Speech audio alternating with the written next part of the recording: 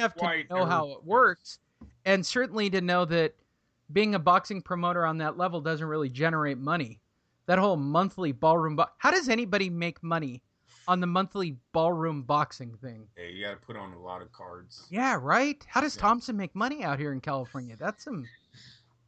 And Thompson's probably the biggest local promoter in California of all of them. Thompson Boxing is the largest. He's produced the biggest names. We've heard of some bad contracts, Lee, talking about fighters on ballroom cards only getting paid per round, sometimes per minute. Like, come on. Wow. That's crazy. Yeah. You get $100 a minute and you're out in 2 or 3. Okay. So, back on topic. Mayweather Pacquiao. Yeah. Lee, listen, Bob Arum came out and said he is interested. He gives it a 75% chance. Excuse me, clearing my throat. He gave it a 75% chance, which means that there's still. Listen, if Bob Arum was all in, I don't know why he wouldn't just say it. Floyd, call me. Let's get this fight signed. He has no leverage. I don't understand. This is what I don't understand why people are acting like this fight can actually happen. The Pacquiao is going to get lowballed so badly. Bob Arum's literally going to laugh at him and walk away. Bob Arum is not giving up his last cash cow to Floyd Mayweather's number 50. Now, granted, if this story started trending, you started seeing people talking about it with money, then maybe you have something. But you know what? This story isn't trending. Nobody cared. No one cared after the fight. That if you looked that night, their stories weren't trending about Floyd and Mayweather even being. There was no chat rooms going on huge about these two fighting in a rematch. Actually, it was reverse. It was a lot of people saying they're not interested because it's not an interesting fight, people. Pacquiao looked like shit against Jesse Vargas.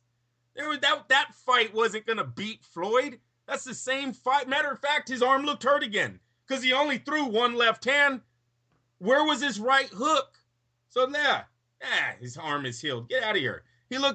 I just don't see it. What Floyd is going to ask and what Manny is going to probably demand, at least 80. I don't see him going nothing under 80 million. Or maybe it does happen. Maybe Manny does sell out. But I don't see Bob Arum doing it, not when he has a stable of fighters that could use a Manny Pacquiao pay-per-view right now. And Bob double-ending that deal, Lee, to me is better. It's better. Makes him a star, and he gets money on he doesn't share with anyone. No Al Heyman, no Floyd Mayweather, who's a hefty price, and no HBO or Showtime. Okay. So that's it. I mean, that's really everything that's going on. We do have a fight card coming up this weekend, and any opportunity that I can give Andrew to go off on this particular fighter, I enjoy. 147-pound champ Danny Swift Garcia, takes on a Vargas, but not that Vargas, a different Vargas. In fact, it's a Vargas no one's ever heard of by the name of Samuel Vargas, but there's a lot of Vargases and a lot of Jesses that have fought in the last couple of weeks. So Danny Garcia is fighting nobody, right? Yeah. It's supposed to be a warm-up fight. Right. Supposed to be a warm-up. Right. How many times does he get a warm-up fight? His whole welterweight run right now, the whole welterweight thing has been one big warm-up to one of either Mayweather, Thurman, one of these guys he was supposed to fight, I think, 2 years ago. Come on now. These guys been undefeated so long, not faced each other. It's insane. I know Mayweather was trying to build it. It's obvious what Mayweather was trying to do with Garcia. It just never came out. Well, I think seriously, Adrian Broner is a bigger payday for Mayweather than Danny Garcia. Dead serious about that. Everybody points to Garcia being a legit and substantial prospect, and they point back at the Guerrero fight as the skill of Danny Garcia. My commentary is you fought a blown up lightweight and that made you look good at welterweight, but hey, who's the argument? What has Danny Garcia done to at least Danny Garcia, in his mind, is the greatest welterweight to ever draw air in America, right? I mean, that's literally the way he carries himself. Yeah, he's undefeated. He's a two-division champ. He's got reasons to have an ego. The whole thing about Danny, though, Lee, is Who has that he fought? exactly in the last 2 or 3 years since the Matisse fight, you could look at his career and just shrug his shoulders. It's nothing that makes him a superstar. That's why he did not get the Mayweather fight. I'm serious. If Danny Garcia had any more of a name over in New York, if he could really do big numbers in New York, he would have already gotten Mayweather. Mayweather would already have his 50th win. That fight would have happened. Mayweather retired to try to wait it out, let Danny grow a little, and it just hasn't happened. I don't even think Mayweather's interested in Keith Thurman. I really don't. Keith Thurman doesn't bring anything to the table. Nothing. So and he's a great fighter. It ultimately, and I know that they're talking trash right now on social media between the two of them, but ultimately it's another bad PBC card waiting to happen. Yeah. You want Danny Garcia's Puerto Rican. It would almost like, remember we talked about the other day at Danny Garcia, Miguel Cotto. These are the fights that we're missing because of this Cold War, or Al Heyman only wants his guys to fight within his stable. But say if Danny was able to knock out Miguel Cotto, Madison Square Garden, you're telling me that Mayweather don't come a knocking? Come on. Yeah, I completely agree. Yeah. That's really all the news that has happened this week in the wonderful world of boxing. I mean, there hasn't been that much to speak of. Is there anything else you want to cover that I may have missed? But those are the two. That's it. Isn't it Malik Scott? I think Malik Scott's fighting on Saturday too. My internet is down, Lee. I don't even know how my Skype is still running. My damn laptop ain't doing shit for me over here. Oh, you're doing good. Malik Scott is fighting Saturday. Okay, hold on. I will look that up. Heavyweight. He is in the Monte Carlo card, and I know about this because of somebody who's cross-promoting it that I follow, who's one of the boxing promoters. So Sky Sports, Monte Carlo Boxing Bonanza, Malik Scott, plus 2 other world title fights. Not available to watch anywhere, but type in Matchroom Boxing if you want to get more information about that fight. Yeah, he's fighting Joseph Parker. Yeah, more or less. Is that name on there? Yeah, he's undefeated from New Zealand. Yep.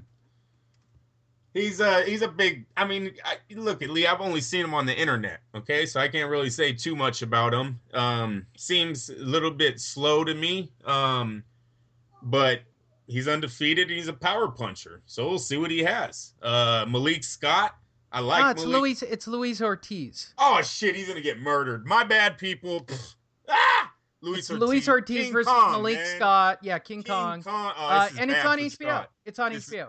Yes. Yeah, I didn't know it was on HBO. Yes. All right, wow, shit. My bad, people. HBO after. There you go. I got it up. Network, damn it, the hell. So, anyways, that's why I was interested in this fight. Hey, look at how did Luis Ortiz get back on HBO and Golden Boy cut him? Now that makes no sense. Why I thought Golden Boy cut Luis Ortiz because he didn't have a market. Maybe it's just the Al Heyman connection. I don't know. Maybe Oscar knew he wasn't going to work with Al Heyman, so he might as well cut the guy loose to let him go win a title. But this should be one of Luis Ortiz's last fights before actually breaking into the top 3 and getting one of those guys. If he can finish Malik Scott off, and look at why I have Ortiz, he can go with anybody. I am truly convinced that Luis Ortiz, a lot of people are nervous to get in the ring with him. High risk, low reward. Stay away. Yeah, but what I remember from Malik Scott is the Deontay Wilder fight. I mean, come on. That was one of the worst outings I think any guy could have dreamed about going in against a world champion. It was a weak knockout, and it was like a flash punch, and he just barely grazed him, and Scott was acting like he was out. A lot of people were crying fix. These guys were real good friends. I don't think it was, but I can't get that fight out of my head when I look at Luis Ortiz. So I think Malik Scott's in for a, he's gonna get a hit pretty hard on Saturday. I think it's in the afternoon, correctly?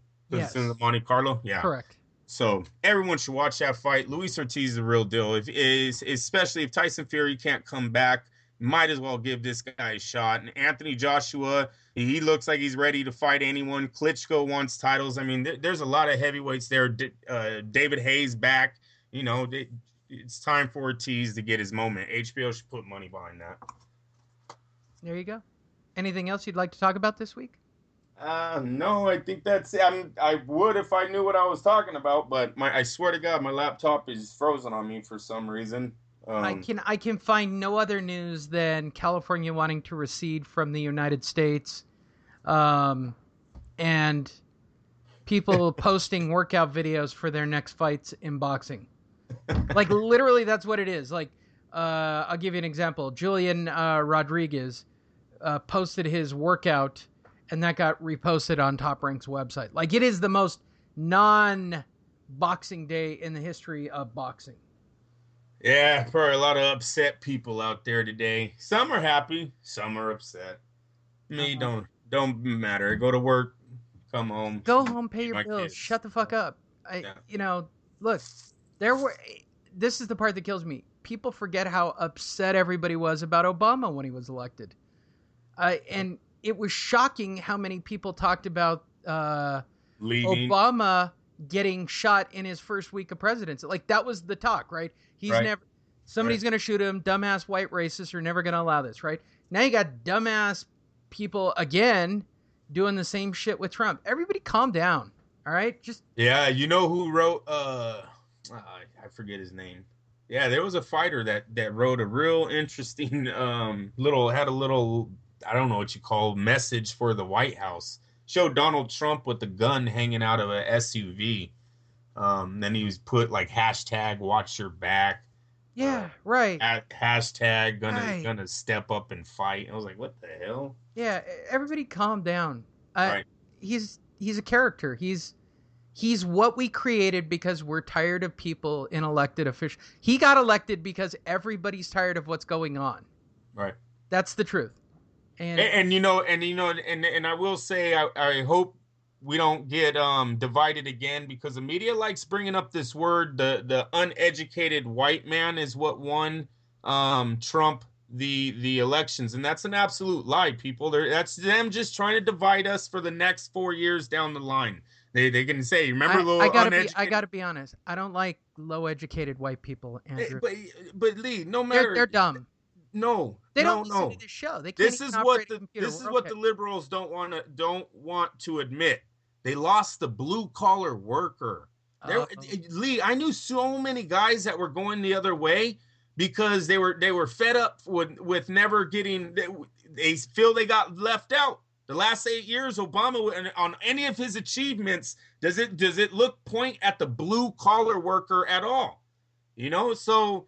Yeah, the uneducated white guy, I don't buy that, because I seen a lot of people across the board that were voting and they weren't all white. They were not all white. So, yeah, I think that's just the media trying to divide us for the next 4 years down the line. They could throw that out there and get all the colored people. I think we're all Americans. I wish colored. What? Yeah, we're all colored. From? I'm colored. I'm brown, bro. I'm colored. Don't get it twisted. Hilarious. But you know what?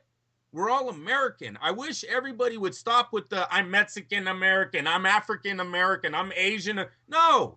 If you're American, that's it. You're American. Stop allowing them to divide us. That's all I got, Lee. That's okay. This just in, Indian Boxing Council to conduct a fight night in India and hold its first bout in January 2017. So pro boxing makes its way to India, Andrew. Wow. Finally. Yeah. Woo! I don't want I'll pass. It'll feature more than 50 rounds of action. Typical India. If we're going to do it a little, let's do it a lot. So we're going to make Indians fight for 4 days. 50 and there'll be rounds. Kids. And there'll be kids. 50 rounds. Holy crap. That's it. That's like, what is that? That's 6 8-round fights, plus or minus, if you guys want to put it into perspective. I mean, that's fucking batty.